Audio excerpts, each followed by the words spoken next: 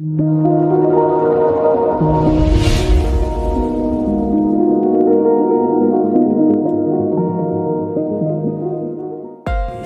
everyone, welcome back to Sanjana's Wonder World. If you are watching my videos for the first time, please like, share and subscribe my channel for latest updates.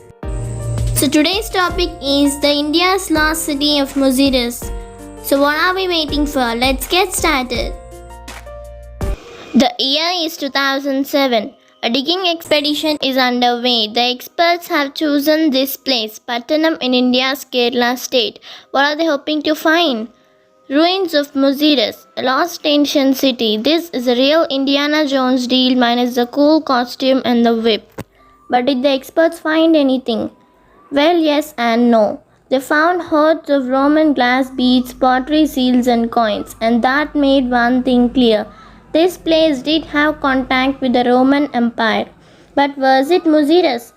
There was no way to confirm that. This is a mystery that has confused historians for decades. The mystery of India's first emporium. Muziris traded with everyone, the Romans, the Chinese, the Arabs and the Persians. But around 5th century AD, something went wrong. The port disappeared from history books, and by the 14th century, it disappeared from the map. So what happened to Muziris? Why did it disappear, and where is it today? It is the 1st century BC. The Roman Empire is the top dog in the town, but even they have a weakness, black pepper. You probably have it on your table right now, but then it was black gold. The rich Romans put pepper in everything, even desserts. Apparently just one problem. Though it was really expensive, you see, pepper was not sold directly in Rome. It was grown in southern India, bought by Arab merchants and then sold to Rome. The middlemen made a lot of money. So around 1st century BC, the Romans changed strategy. Why not buy pepper directly? That's how they landed in Muziris. We're talking about 2000 years ago. The region around Kerala was ruled by the Chera dynasty. They used maritime trade, spices, ivory, metal. They sold all of it, so the Cheras saw the potential in pepper. They also saw the eagerness of the Romans' demand met supply and trade began. Thousands of tons of pepper passed through Muziris. As they saw today, the cash register was ringing. In fact, Rome had a trade deficit with ancient India. They exported more than we imported. This is a mighty Rome we are talking about. The deficit was worth around 500,000 gold coins. The biggest share belonged to Muziris. But how did Rome pay for the pepper? With a variety of things like gold, coral glassware, olive oil, and even Roman coins. Many such coins have been excavated across India. If the Romans liked pepper, we like gold. You can find Muziris on the ancient Roman maps, including this one. It's called the Putinga map. And what does it show? All Roman road networks from the 3rd century. At the bottom right, you can spot Muziris. It tells you how important the town was. Rome even stationed soldiers in Muziris. They wanted to protect the pepper trade at any cost. Roman writer Pliny called Muziris is the first emporium of India. An emporium is basically a place to trade, like a trading town. It's hard to imagine what this one looked like, but ancient Tamil poems do give us an idea. With its gold deliveries carried by the ocean-going ships, the city that bestows much wealth to its visitors, the city where liquor abounds. Yes, this Muziris where the rumbling ocean roars. It is given to me like a marvel, a treasure. How about that?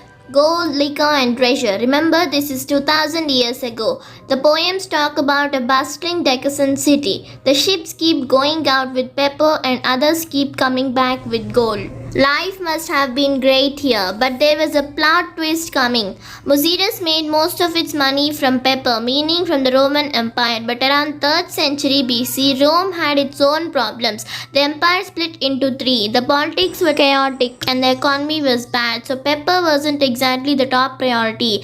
Historians have a name for this episode. They call it the crisis of 3rd century. Nearly ended the Roman Empire. Eventually, Rome recovered, but Muziris did not. The trade did continue over the next centuries. The Chinese, for example, kept buying from Muziris, but the old prosperity was gone. No more poems about liquor or gold or pepper. It was a port city in decline. In the 14th century, nature put Muziris out of its misery. We still don't know what really happened. Maybe it was a flood or a cyclone. basically some sort of cataclysmic event. That's the last we have heard of Muziris. It simply disappeared from books and maps. So where is it today? The first theory was Mangalore in Karnataka, but it was quickly dismissed by historians. Their second theory was Kerala. That's how they landed up at Pattanam. In 2007, the digging began. They found traces of toilets, drains, and foundations.